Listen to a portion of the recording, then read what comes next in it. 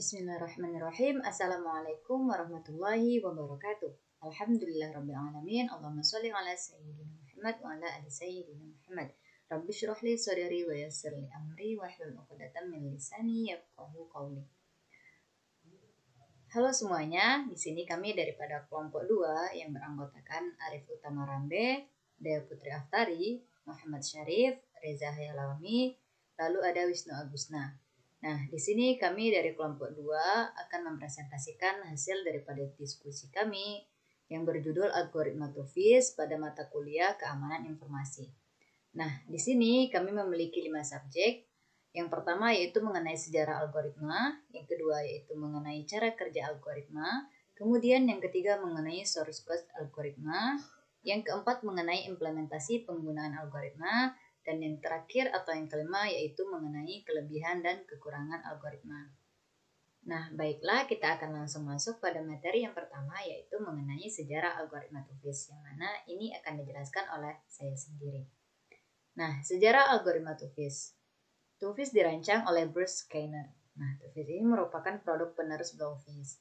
Tufis itu merupakan algoritma yang berjalan dalam mode blok. Algoritma Tufis itu sendiri merupakan pengembangan daripada algoritma Blowfish. Nah, desain Tufis itu diselesaikan sesuai dengan standar yang diusulkan oleh National Institute Standard atau AIS. Nah, pada tahun 1972 dan 1974, US The National Bureau of Standards itu mengeluarkan publikasi pertama untuk sebuah standar enkripsi, yang mana itu menghasilkan algoritma data encryption standard atau yang bisa kita sebut dengan DES, yang itu tidak dapat disangkal sebagai algoritma kriptografi yang sangat terkenal dan sangat berhasil.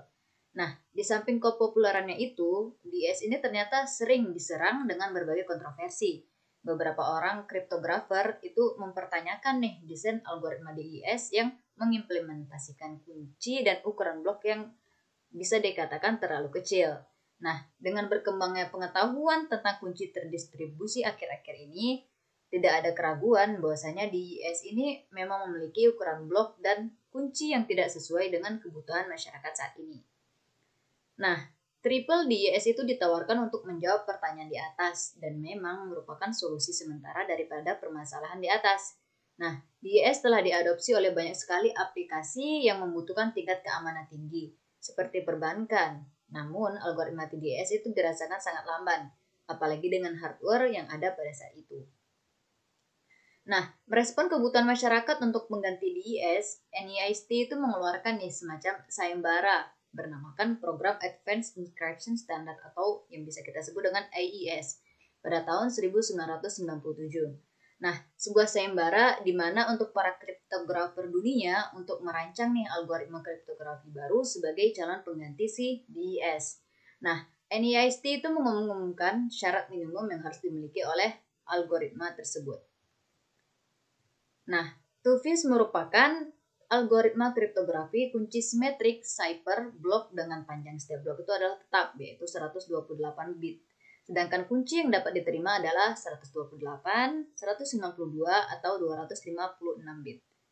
Nah, Tufis itu memanfaatkan teknik pemanipulasi bit, kemudian kotak pemutasi atau pemutihan, lalu jaringan pastel, kemudian ada pemutaran ulang dengan pergiliran kunci dengan jumlah perputaran dan pergiliran kunci sebanyak 16 kali.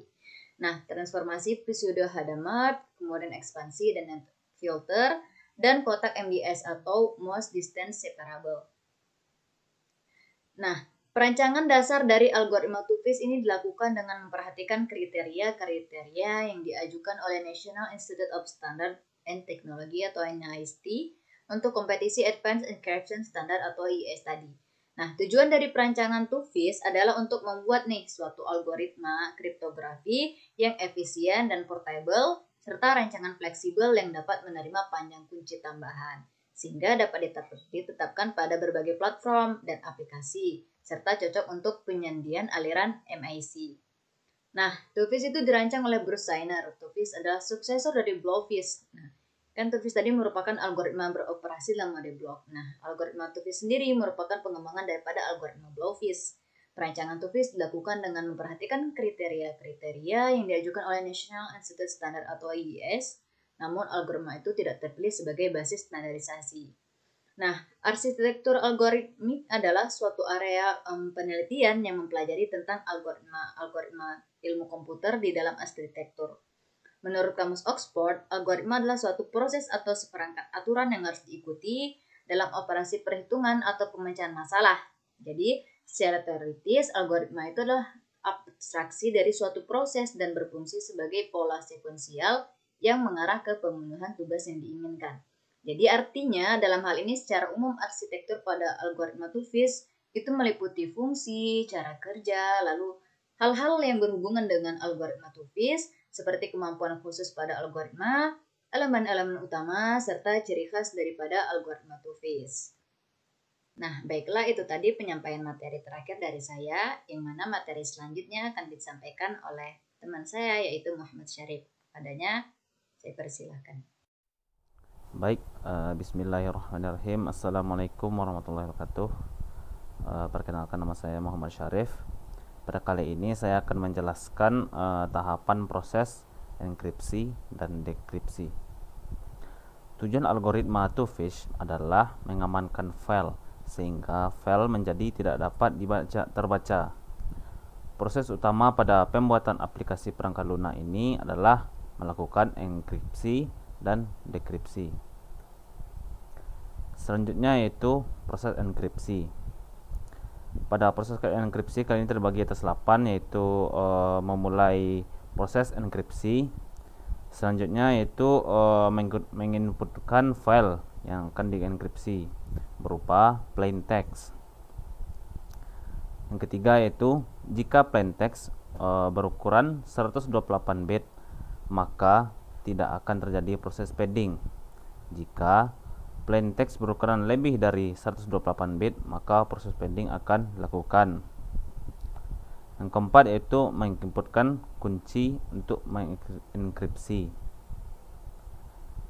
Selanjutnya yaitu jika panjang kunci yang diinputkan kurang dari 128 bit, maka akan dilakukan penyesuaian panjang kunci untuk mencapai 128 bit. Selanjutnya itu melakukan proses enkripsi. Dan yang ketujuh yaitu menampilkan hasil dari enkripsi yang telah dilakukan. Dan yang terakhir yaitu selesai. Berikut berupa diagram alur dari proses enkripsi yang dijelaskan tadi dengan menggunakan flowchart. Baik, selanjutnya kita masuk kepada proses dekripsi. Yang pertama-tama yaitu memulai proses dekripsi. Yang kedua itu menginput file yang akan dekripsi. File yang enkripsi ini berupa file dekripsi ini berupa plain text. Selanjutnya itu menginputkan kunci untuk mendekripsikan file. Yang keempat, jika panjang kunci yang akan diinputkan kurang dari 128 bit, maka akan dilakukan penyesuaian panjang kunci untuk mencapai panjang 128 bit. Yang kelima yaitu proses dekripsi. Yang keenam yaitu menghapus padding. Padding ini sama dengan spasi atau ruang di antara konten. Yang ketujuh yaitu menampilkan hasil dekripsi yang telah dilakukan tadi. Dan yang kedelapan selesai. Berikut merupakan diagram alur dari proses dekripsi file yang dijelaskan tadi berupa flowchart. Selanjutnya yaitu perancangan proses. Proses yang dirancang pada perangkat lunak ini berdasarkan pada algoritma Two-Fish. Algoritma Two-Fish sendiri merupakan algoritma yang menggunakan kunci simetris. Secara lebih jelas, tahapan-tahapan algoritma Two-Fish akan dijabarkan sebagai berikut. Yang pertama yaitu sebelum melalui tahapan enkripsi, maka harus melalui penjadwalan kunci. Panjang kunci yang didefinisikan Two-Fish sepanjang 128 bit, 192 bit, dan 256 bit. Apabila input kunci yang dimasukkan kurang dari ketentuan tersebut, maka akan ditambahkan 0 byte sampai panjang kunci memenuhi ketentuan. Setelah itu kunci dibagi menjadi vektor ME, MO, dan S. Vektor ME dan MO digunakan pada fungsi H sebagai list, sedangkan vektor S digunakan untuk tahapan enkripsi pada fungsi G. Selanjutnya itu masukkan masing-masing word kunci K, KJ yang diekspansi yaitu 2i dan 2i tambah 1 ke dalam fungsi H melalui permutasi Q0 dan Q1 dilanjutkan dengan matriks MDS. Yang terakhir yaitu hasil dari word 2i melalui proses PHT, sedangkan word 2i tambah 1 sebelum melalui proses PHT dilakukan rotasi ke kiri sejauh 8 bit. Maka hasil dari proses tersebut menjadi kunci yang sudah terjadwal. Selanjutnya itu tahap enkripsi. Pertama-tama yaitu bit diinputkan sebagai P0, P1, P2, dan P3. P0 dan P1 akan menjadi sisi kiri, seperti yang di bawah itu ada P0 dan P1.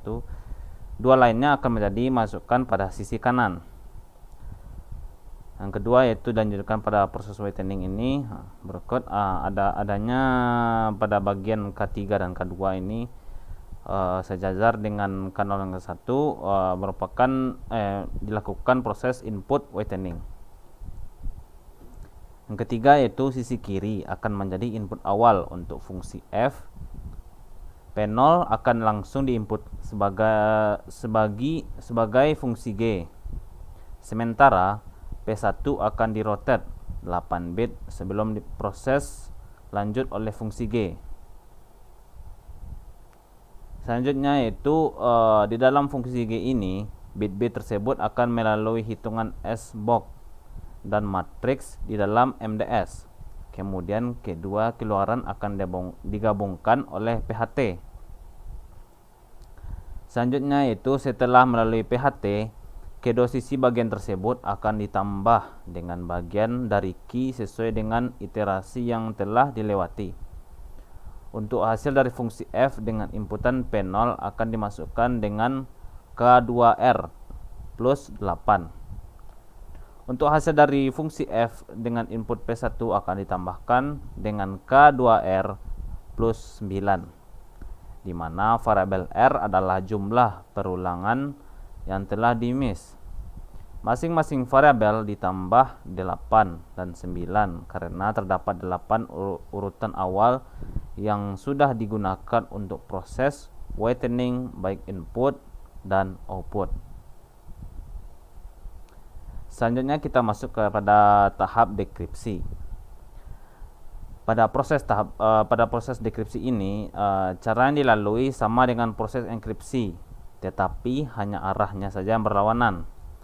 Proses yang dilalui secara berurutan yaitu output whitening, swap blok terakhir, 16 iterasi dekripsi, dan input whitening.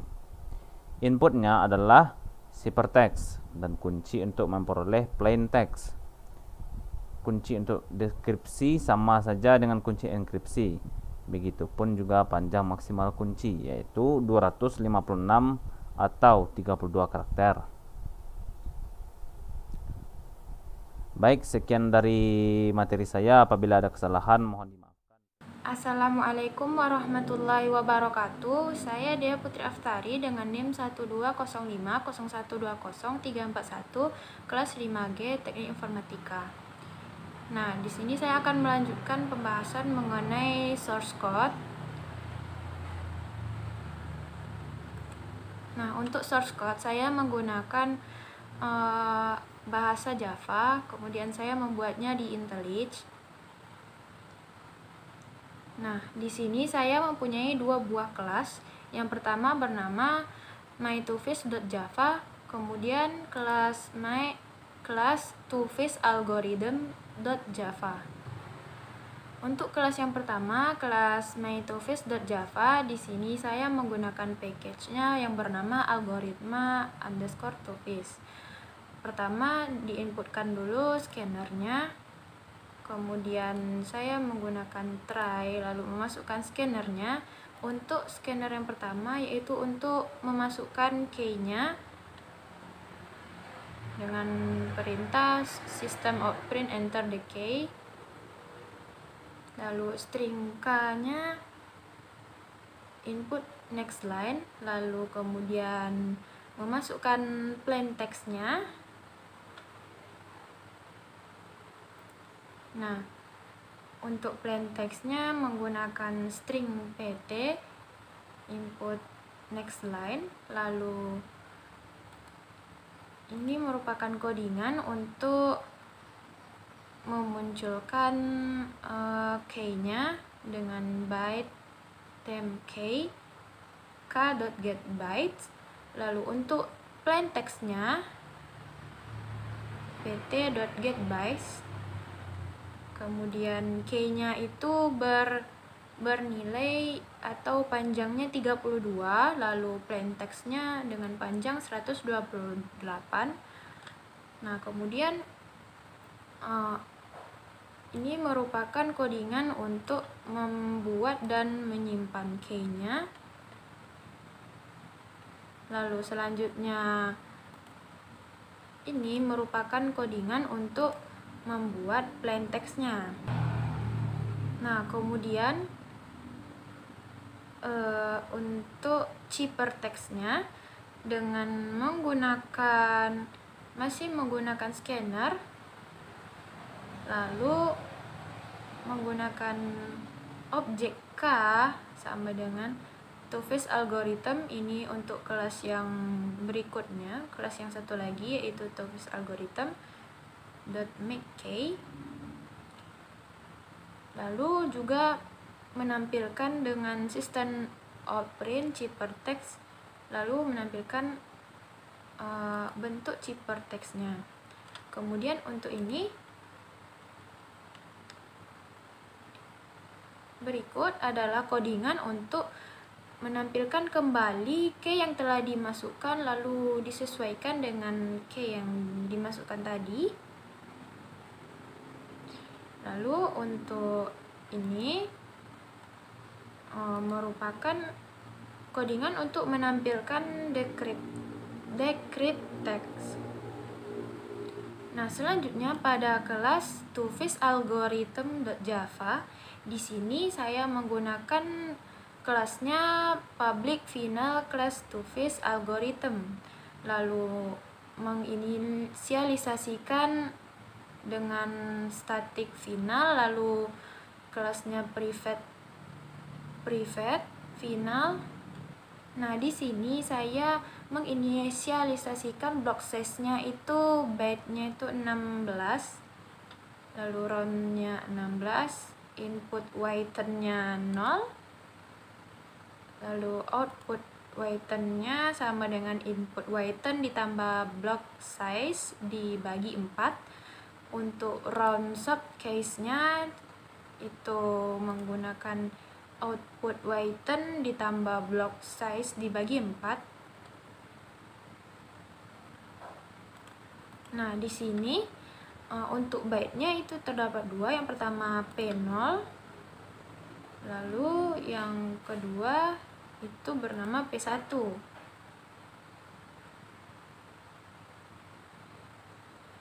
Nah, kemudian untuk menentukan permutasi P0 atau P1 tetap digunakan dalam pencarian kotak S dengan K.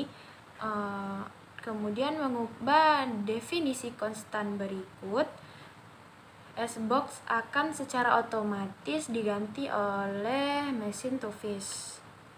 Nah, ini merupakan codingan untuk mengganti S-box yang terjadi pada algoritma two-phase. Pertama, menginisialisasikan P-nya dari P00 hingga P34. Kemudian untuk primitif polinomnya, untuk GF dengan bit 256, lalu MDS matrix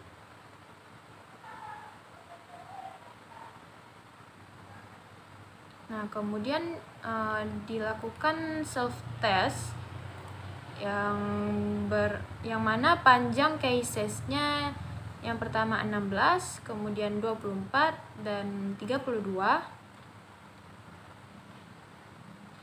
Tes enkripsi atau deskripsi simetris dasar untuk ukuran kunci tertentu menggunakan codingannya seperti ini, menggunakan boolean, lalu perulangan for, kemudian juga terdapat exception yang terdapat di catch. Nah, selanjutnya untuk codingan untuk membuat key-nya, di sini menggunakan public static synchronized object made key byte k, kemudian diinisialisasi lengthnya sub k dan lain sebagainya.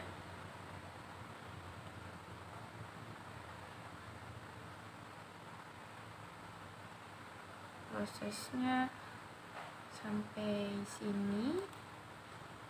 Kemudian selanjutnya untuk enkripsi tepat satu balok plain text, param in itu terdiri dari plain text, param in offset itu terdiri dari indeks dari mana untuk mulai mempertimbangkan data, kemudian session key yang berguna untuk kunci sesi yang digunakan untuk enkripsi, kemudian return ciphertext yang dihasilkan dari plain text menggunakan kunci sesi. Untuk codingannya sebagai berikut, menggunakan public static,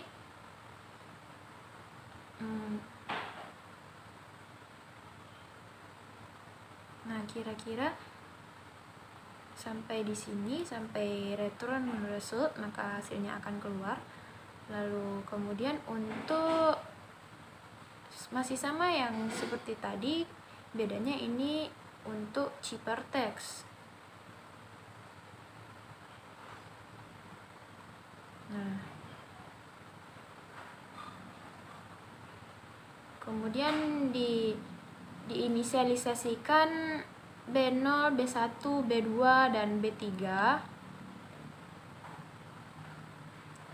Kemudian untuk RS MDSN kode atau RS MDSN code, lalu RS RAM, lalu juga F32.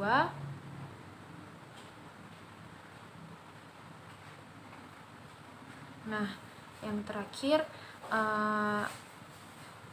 dikatakan benar jika array memiliki konteks yang identik, maka akan menampilkan returnnya true dengan inisialisasi perulangan seperti ini.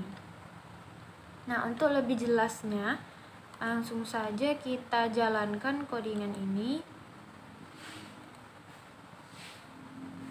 Nah, pertama akan diminta untuk memasukkan key, misalkan key-nya to fish, plain text-nya algoritma to fish.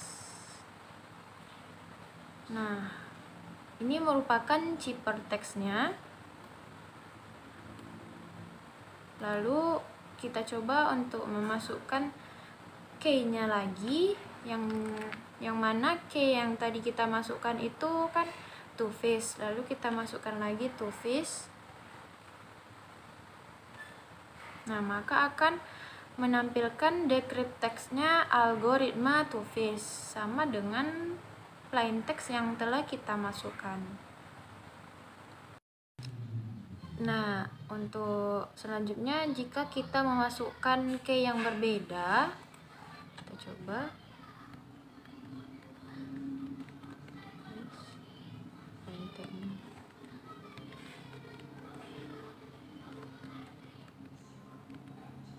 Nah, jika key yang di sini kita masukkan key yang berbeda, tidak sama dengan key yang pertama yang kita masukkan. Misalkan saya memasukkan key-nya saya. Nah, maka decrypt text-nya akan berbentuk seperti ini. Dia tidak akan menampilkan decrypt text yang sama dengan plain text yang telah dimasukkan. Nah, itulah sedikit penjelasan dari saya mengenai source code atau codingan untuk algoritma Two-Phase. Mohon maaf atas segala kekurangan. Untuk materi selanjutnya akan dilanjutkan oleh teman kelompok saya. Terima kasih. Oke, bismillahirrahmanirrahim. Assalamualaikum warahmatullahi wabarakatuh. Perkenalkan, nama saya Wisnu Agusna.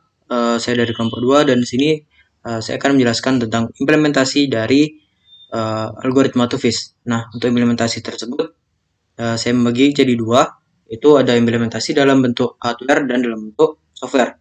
Oke, kita lihat dulu untuk implementasi dalam bentuk hardware-nya. Nah, untuk hardware-nya di sini saya menggunakan contoh yaitu sebuah alat voice scrambler atau alat untuk mengacak suara. Nah, alat ini digunakan untuk mengubah data suara kita menjadi data suara analog yang uninterpretable atau tidak dapat ditafsirkan.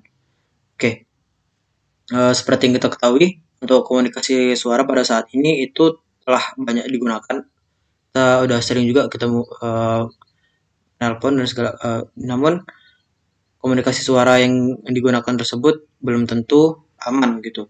Jadi salah satu solusi untuk mengamankan data suara tersebut adalah dengan melakukan voice scrambling, yaitu perubahan pada sinyal telekomunikasi untuk membuatnya menjadi tidak dapat diketahui oleh siapapun terkecuali pihak yang memiliki alat penerima khusus. Jadi kalau kita misalnya menggunakan kita menelpon menggunakan dan kita sambungkan dengan alat voice scrambler ini, maka yang dapat menerima pesan kita atau suara kita adalah orang-orang yang kita, apa namanya? Jadi kalau misalnya orang yang telepon itu ingin mendapat pesan dari kita atau suara bisa mendengar suara kita, maka dia juga harus menggunakan alat voice scrambler ini juga gitu. Oke, selanjutnya untuk softwarenya. Nah, untuk software di sini saya menggunakan sebuah contoh yaitu aplikasi SSE file dan text encryptor. Nah, aplikasi ini sebenarnya ada 2 macam, yaitu ada dalam bentuk ada yang versi mobile dan versi PC. Untuk SSE sendiri itu singkatan dari Secret Space Encryptor, yang mana aplikasi ini adalah sebuah aplikasi untuk menenkripsi file, teks, dan juga aplikasi password manager yang terintegrasi dalam solusi all-in-one. Jadi kita bisa melakukan 3 tugas tersebut. Jadi bisa kita enkripsi file, kita bisa enkripsi teks, dan juga kita password kita manager password misalnya seperti password email atau PIN ATM segala macam, itu bisa kita lakukan dalam aplikasi ini. Dan aplikasi ini tidak hanya menggunakan algoritma Two-Phase sebenarnya, dia juga menggunakan algoritma ES, RC6, CARPAN, dan lain-lain. Nah, namun kita bisa setting pada aplikasi ini jika kita hanya ingin menggunakan menggunakan algoritma Two-Phase. Jadi dan kita juga bisa setting kalau kita ingin mencampurkan beberapa algoritma dalam aplikasi ini. Oke. Selanjutnya fitur-fitur yang terdapat pada aplikasi ini.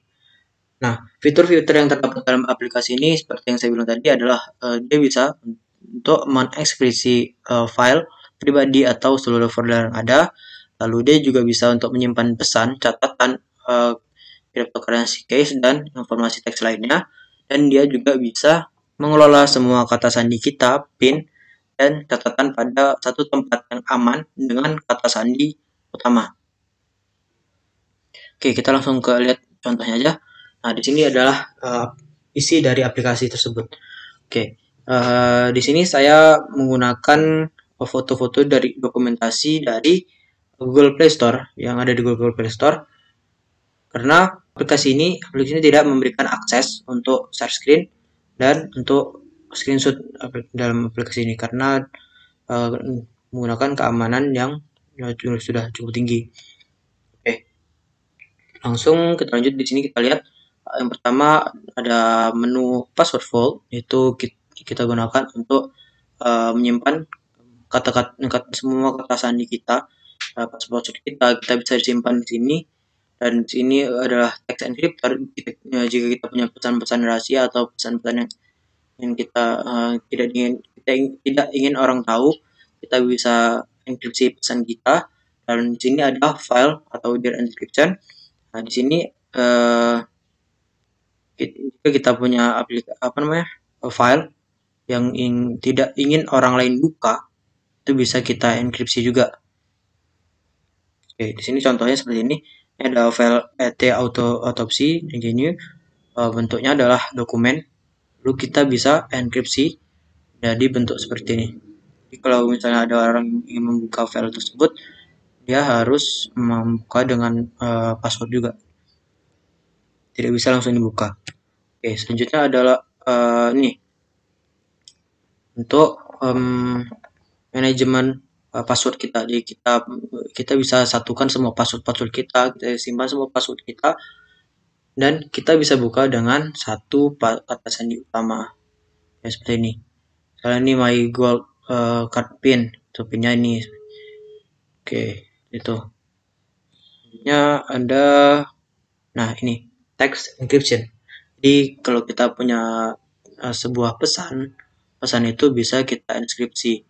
Misalnya seperti ini, my secret note, message, or whatever. Nah, ketika kita enkripsi, dia akan muncul sebuah rangkaian huruf dan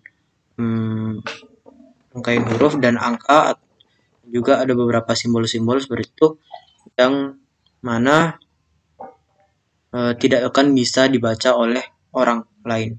Dan di sini kalau misalnya kita juga bisa mendeskripsi atau kita bisa membalikkan dari yang semulanya rangkaian-rangkaian seperti ini, kita bisa kembalikan lagi ke dalam bentuk kata-kata semula seperti ini. Nah, ini di sini saya ada dua versi, itu di sini untuk versi yang mobile dan versi yang desktop. Nah, itu sebenarnya dia memiliki fungsi yang sama, hanya dalam bentuk perangkat yang berbeda seperti itu. Mungkin hanya itu yang dapat saya sampaikan, dan akan dilanjutkan oleh rekan saya. Assalamualaikum warahmatullahi wabarakatuh. Perkenalkan, nama saya Arif Utama Rambe. Jadi saya di sini akan melanjutkan materi dari teman-teman saya. Dan di sini saya mendapatkan materi untuk TUFISH, yaitu di bagian kelebihan, kekurangan, serta kesimpulan. Untuk kelebihan, yang pertama, keunggulan dari kriptografi TUFISH ini, yang pertama ialah memiliki varian dengan sebuah nomor variabel dari setiap RON. Jadi untuk setiap RON itu dia memiliki nomor variabel yang berbeda-beda. Yang kedua, memiliki case schedule yang dapat diprakomputasikan untuk kecepatan maksimum dan penggunaan memori yang minimum. Jadi dia TUFISH ini memiliki case schedule dengan kecepatan yang bisa dimaksimumkan. Jadi kecepatannya itu kecepatan yang paling tinggi lah, bisa dikeluarkan gitu. Serta penggunaan memorinya itu sangat minim. Jadi ini adalah suatu kelebihan yang sangat bagus. Yang ketiga, cocok sebagai stream chipper, fungsi hash satu arah, MAC, dan pseudo random number generation dengan menggunakan metode konstruksi yang dapat dimengerti. Selanjutnya yang keempat, memiliki varian family key untuk memungkinkan versi chipper yang berbeda dan non-interruptible. Selanjutnya yang kelima, waktu proses untuk enkripsi dan dekripsi relatif cepat. Hal ini disebabkan karena efisiensi yang terjadi pada pembangkitan kunci. Jadi saat kuncinya akan dibangkitkan, prosesnya itu relatif sangat cepat karena dia efisien kerjanya. Terus selanjutnya nomor 6 masih berhubungan dengan yang nomor 5. Karena kecepatannya tadi, maka algoritma ini dapat digunakan pada sistem secara real time. Seperti contohnya ialah telepon digital. Jadi karena telepon digital itu harus digunakan secara real time, jadi fungsi kriptografi two-phase ini cocok digunakan. Nah, dibalik kelebihannya tadi, ternyata kriptografi algoritma two-phase memiliki kekurangan. Dan di sini saya merangkumnya menjadi 3. Yang pertama, untuk setiap pasang penggunaan dibutuhkan kunci yang berbeda. Jadi sulit untuk menyimpan dan mengingat kunci yang banyak secara aman, sehingga akan menimbulkan kesulitan dalam hal manajemen kunci. Jadi kekurangan yang pertama ialah manajemen kuncinya itu kurang bagus. Karena kuncinya yang dipakai itu selalu berbeda, jadi otomatis kuncinya bakal banyak. Yang kedua, perlu adanya kesepakatan untuk jalur yang khusus untuk kunci. Hal ini menimbulkan masalah yang baru karena tidak mudah untuk menentukan jalur yang aman untuk kunci. Masalah ini sering disebut dengan key distribution problem. Selanjutnya, yang ketiga, apabila kuncinya sampai hilang atau dapat ditebak, maka kriptosistem ini tidak akan aman lagi.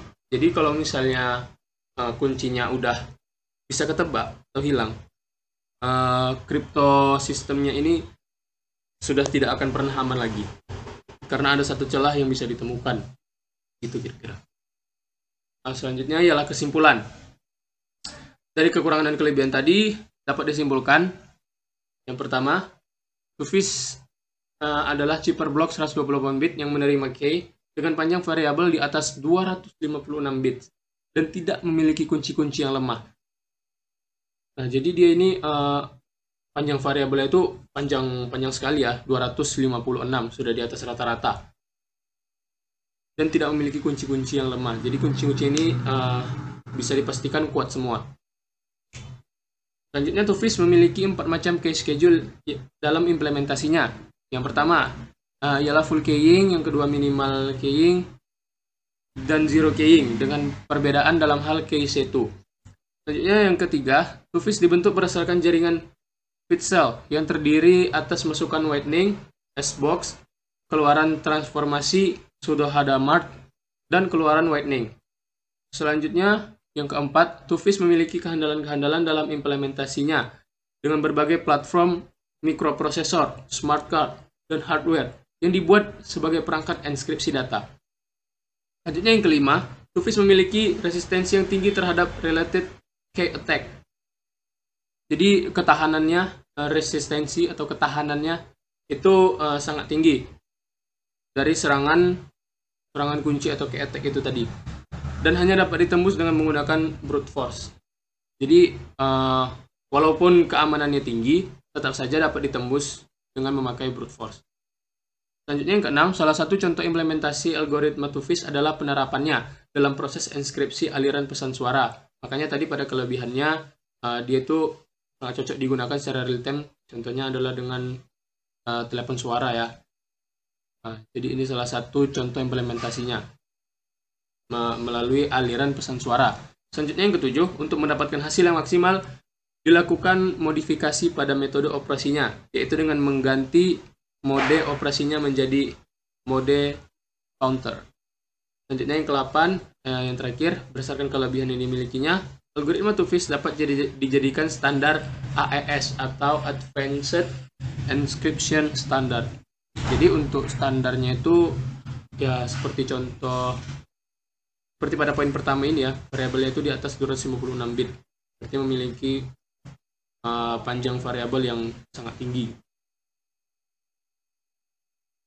Oke, mungkin hanya sekian persentase yang dapat saya sampaikan pada video kali ini. Apabila ada kekurangan dan kesalahan mohon dimaafkan. Wabillahi taufiq wal hidayah. Wassalamualaikum warahmatullahi wabarakatuh.